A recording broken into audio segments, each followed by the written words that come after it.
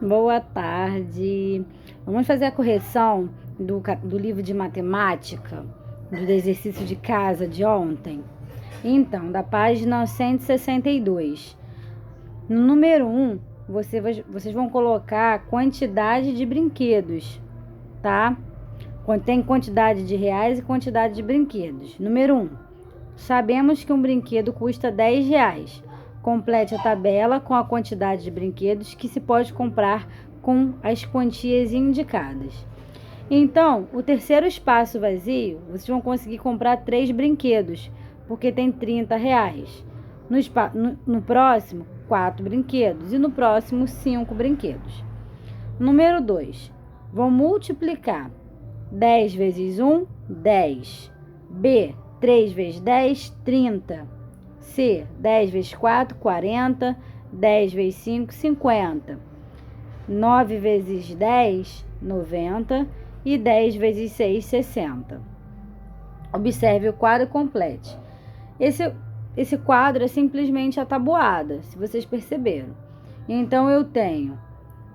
Vou falar do número 2. Vai ficar a sequência 6, 8, 10, 12, 14, 16, 18 e 20. 3, 6, 9, 12, 15, 18, 21, 24, 27 e 30. De 4, 8, 12, 16, 20, 24, 28, 32, 36, 40. 5, 10, 15, 20, 25, 30, 35, 40, 45, 50.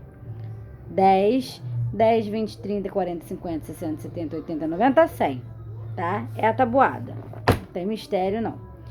E aqui, o zero na multiplicação, né? Que o zero na multiplicação é ele mesmo. E então, número de latas. Vocês vão colocar zero em tudo. E vão colocar igualzinho que tá o exemplo de cima. A operação. No quarto dia, vai ser 4 vezes 0 igual a 0. Quinto dia, 5 vezes 0 igual a 0. 6 vezes 0 igual a 0. 7 vezes 0 igual a 0. 8 vezes 0 igual a 0. 9 vezes 0, 0. 10 vezes 0, 0. E aí, no número 1 da atividade, vocês vão fazer as multiplicações. Que o resultado vai ser 0, porque o número multiplicado por 0 vai dar 0, tá?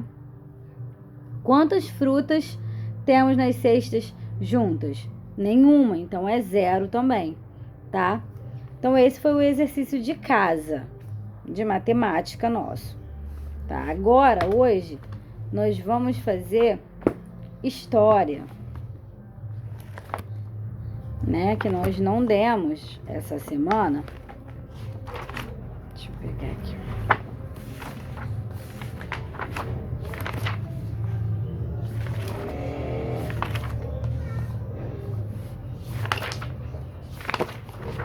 Então, para a aula, vocês vão ler a página 360, 361 e vão fazer a 362 para a aula.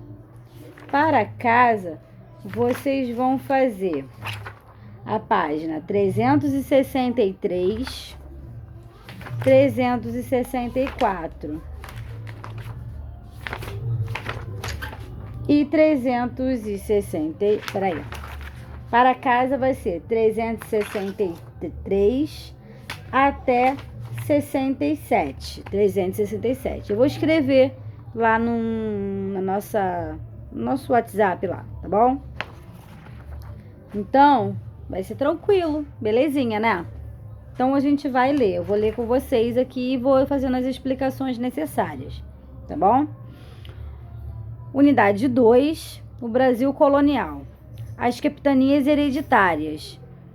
Como o território do Brasil era muito extenso, o que é extenso? Muito grande. O rei de Portugal dividiu em partes as capitanias hereditárias para organizar melhor a colonização. Cada capitania era doada a uma pessoa de confiança do rei. A terra não podia ser vendida, apenas passada de pai para filho. Então, não existia a questão de compra de terras. Existia a doação. Doação feita pelo rei de Portugal para aliados, para pessoas que eram de grande importância para ele e pessoas que iriam ajudá-lo, né, a repassar o dinheiro, a fazer tudo o que o rei queria, tá? E esses beneficiários, que se chamavam de donatários, eles não podiam vender o que tinham ganho, né? Eles não podiam vender o que tinham ganhado. Eles tinham que passar para os filhos. Então era de passado de pai para filho. Jamais, em forma alguma, poderia ser vendido. Era uma herança, né? Os donatários, que foi como eu falei, eram responsáveis pelas capitanias e estavam autorizados a fundar vilas, explorar a região, escravizar e vender indígenas. No entanto, o sistema de capitanias fracassou devido à falta de recursos, ao alto custo para mantê-las, às dificuldades de comunicação com a coroa portuguesa. Além disso, havia ataques dos indígenas que queriam defender suas terras, tanto de grupos rivais como dos portugueses. Somente as capitanias de Pernambuco e São Vicente prosperaram. O que é prosperaram, gente? Prosperaram é que deram certo, tá? São capitanias que conseguiram superar as dificuldades que ao longo do tempo foi existindo para eles. Então, eles conseguiram superar todos esses problemas, tá? Entre outros motivos, devido ao solo, ao clima favorável, à produção de cana-de-açúcar e ao povoamento que foi estabelecido em ambas, tá? Então, o que é capitanias hereditárias? Capitanias hereditárias, por o Brasil ser um país muito grande, o rei de Portugal fez o quê? Dividiu o Brasil em capitanias, como se fosse lotes, pedacinhos de terras. E doou para amigos, pessoas de suma importância para ele, que iriam ser de confiança, que não iriam trair a coroa, que não iriam trair o rei. Doou para eles poderem tomar conta dessas terras e lucrar futuramente, porque com certeza o rei de Portugal teria um poder em cima desse lucro dessas capitanias, né? Teria direito a essas capitanias. Então, sendo que quantas capitanias ficaram? Vamos contar, aqui do lado tem um mapa que tem, ó, 1, 2, 3, 4, 5, 6, 7, 8, 9, 10, 11, 12, 13, 14, 15 capitanias. Foram 15 capitanias que foram doadas, sendo que apenas 2, a de São Vicente e a de Pernambuco, que deram certo, tá? Por quê? Por causa do solo, por causa do clima. E aonde que fica mais ou menos a de Pernambuco? Ó, de Pernambuco e São Vicente, tá vendo? Uma é no meio do Brasil e outra no final. Então, assim, são regiões diferentes. Então, o que eles plantavam iriam dar. Agora, lá em cima no Pará, o solo é favorável? Era seca, não tinha como fazer nada. Então, por isso que, na época, não deu certo as capitanias por lá. Então, o número 1 aí vai... Por que o Brasil foi dividido em partes? Porque elas eram chamadas de capitanias, tá? Porque elas eram chamadas de capitanias. Então, por que o rei chamou de capitania, gente? O rei chamou de capitania porque eles podiam se passar de pai para filho, entendeu? Por isso que ele deu esse nome, tá bom? Então, só para explicar para vocês. Então, aí, ó, a capitania era doada de uma pessoa de confiança do rei, não poderia ser vendida e sim dada de pai para filho. O governo geral. Ao perceber que as capitanias não deram certo, o governo português criou novos mecanismos para administrar as terras e dar continuidade à colonização. A intenção não era acabar com as capitanias, e sim centralizar a política e economicamente a colônia. Assim surgiu o governo geral.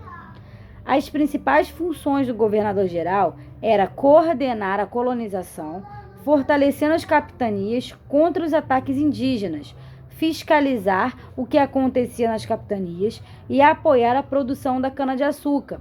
Para isso, o rei passou a distribuir entre os funcionários reais as obrigações que inicialmente eram dos donatários. Quais foram os primeiros governadores gerais? Tomé de Souza, Duarte da Costa e Mendes Sá. Chegou ao Brasil em 1549, fundou a cidade de Salvador em 1549, que se tornou a primeira capitania do Brasil e a sede do governo geral. Incentivou a pecuária e o desenvolvimento da lavoura de cana-de-açúcar. Organizou a expedição para irem ao interior em busca de metais. Duarte da Costa governou entre 1553 a 1558. Enfrentou os franceses que invadiram o Rio de Janeiro em 1555 e fundaram a colônia da França Antártica. Mendes Sá governou entre 1558 e 1572. Praticou políticas violentas contra os indígenas, o que resultou na morte de milhares deles. Intensificou o tráfico de africanos escravizados para o Brasil. Então, após a morte de Mendes Sá, o rei de Portugal resolveu dividir o Brasil em duas partes, a fim de melhorar a administração, aumentar a arrecadação de impostos e fortalecer a ocupação do Rio de Janeiro e de São Vicente, constantemente ameaçados pelos franceses. Assim, em 1572 foram criados o Governo do Norte, com sede na cidade de Salvador, e o Governo no Sul. Uma sede na cidade do Rio de Janeiro. Entretanto, 6 anos depois, o Brasil voltou a ter um único governador-geral com sede em Salvador. Aí vocês vão responder tudinho bonitinho, tá? E depois, o de casa.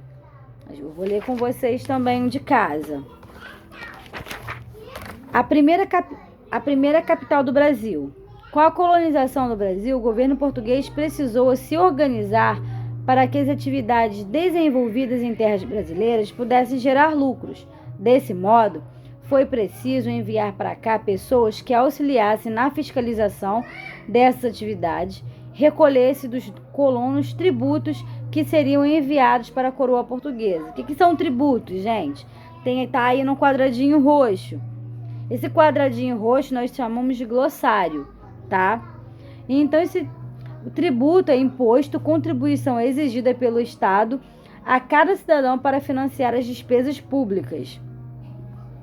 Com o representante do governo de Portugal, Tomé de Souza foi enviado para o país e nomeado primeiro governador-geral da Bahia, do Brasil, atendendo às ordens do rei. Fundou em 29 de março de 1559 a cidade de São Salvador da Bahia de Todos os Santos, atual Salvador, para ser a sede administrativa do Brasil.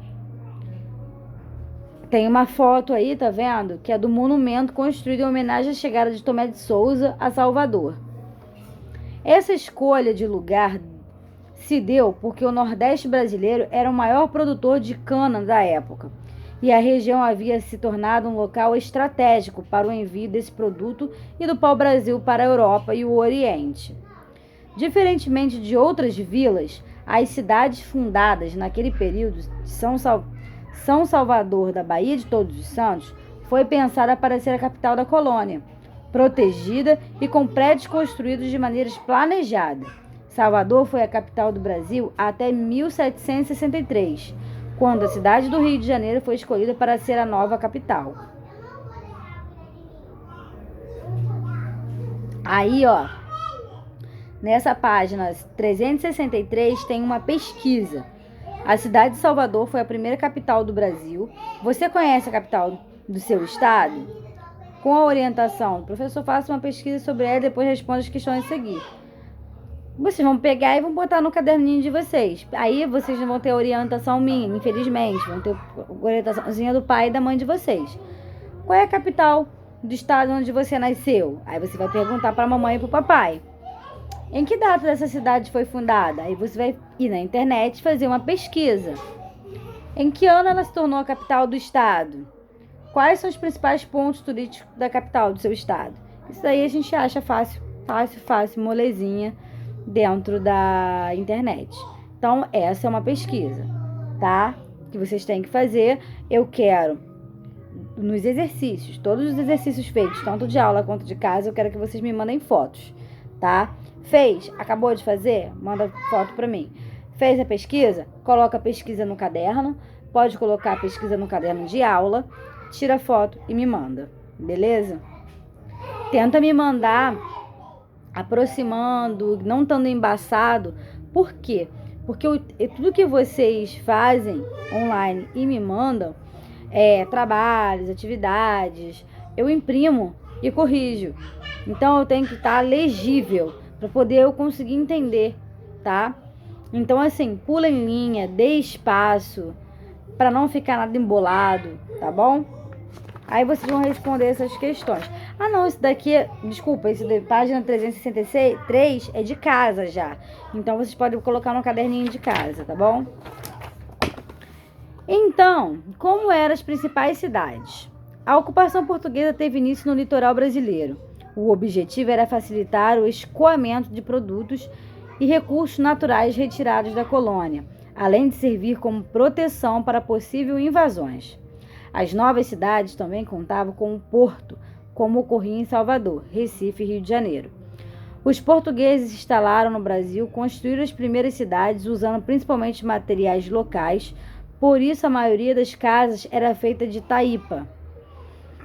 As principais cidades tinham suas ruas de terra, casas sobradas, armazéns, cadeia e alfândega, e fortalezas. O centro das primeiras cidades foi criado de maneira organizada, sendo estruturado como instituições religiosas, como igrejas e monastérios, além de prédios governamentais, como a Câmara, onde juízes trabalhavam e eram tomadas as decisões políticas e administrativas. Contudo, aos arredores não foram planejados, crescendo de modo desordenado. Nessa cidade moravam europeus, indígenas e africanos. Sociedade vivia basicamente da agricultura, já que poucas atividades culturais e sociais eram realizadas. As que aconteciam tinham função religiosa. Aí no nosso glossário tem o que é alfândega. A alfândega é um lugar de inspeção de bagagens de mercadorias vindo de outros países. Taipa, sistema de construção em que se produzem paredes com barro, madeira e bambu. As cidades também tinham estrutura de esgoto ou de encanamento de água. A falta de saneamento básico era responsável pela disseminação de muitas doenças na época. Aí vocês vão fazer essas atividades e tem a outra páginazinha aprendendo um pouco mais, que é a página 366, que eu vou ler para vocês, a organização das cidades. A constante movimentação de pessoas e o intenso crescimento populacional fizeram com que, ao longo do tempo, inúmeras cidades surgissem e se desenvolvessem. Para melhor o funcionamento das cidades, é preciso planejar sua organização administrativa, assim visando oferecer à população serviços como educação, segurança, saúde, justiça, lazer e cultura. São necessários prédios de administração pública e pessoas que trabalhem neles, o que requer, por sua vez, o correto emprego dos impostos pagos ao governo. Em todas as cidades há prédio onde se instalam os órgãos da administração pública, como a Prefeitura e a Câmara Municipal. Além desses, existem espaços e instituições administradas pelo poder público, como praças, escolas, hospitais, parques, bibliotecas, entre outros. Em todas as cidades há serviços públicos que são oferecidos para atender às necessidades da comunidade. Você saberia localizar esse espaço na sua cidade? Aí vocês vão responder, tá? E aí a gente para por aqui, tá? Hoje. Então são esses exercícios que eu quero que tirem foto e me mandem, tá? Amanhã eu quero marcar com vocês, para amanhã não, para segunda-feira, eu quero que vocês me mandem um WhatsApp. Na segunda-feira vocês estão disponíveis para mim fazer uma chamada de vídeo com vocês. Por que disso?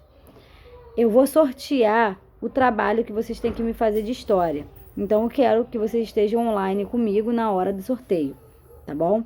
Os 3, porque tem criança que não está participando, então eu estou contando apenas com vocês 3, que é a Bia, o Pedro e a Sofia. Então, quem não puder, me avisa, tá? Ou então, quem não puder, não tem problema. Eu sorteio aqui e mando para vocês o tema do trabalho, tá bom? Então, qualquer coisa, vocês me chamem, tô à disposição, tá? Alguma dúvida ficou no texto, pode me chamar. Então, todas as questões estão no texto, só vocês terem paciência. Não conseguiu compreender, leia o texto novamente, tá? E assim vai. Um grande beijo.